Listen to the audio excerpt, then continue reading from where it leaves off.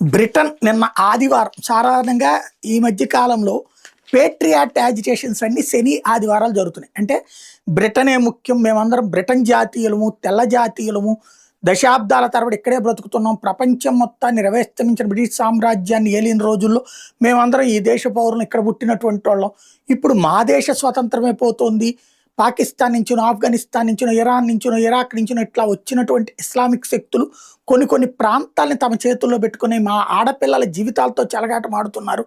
కాబట్టి మాకు స్వతంత్రం కావాలి, బ్రిటన్కి స్వతంత్రం కావాలని ఉద్యమాలు జరుగుతూ వచ్చినాయి ప్రతి శని ఆదివారం.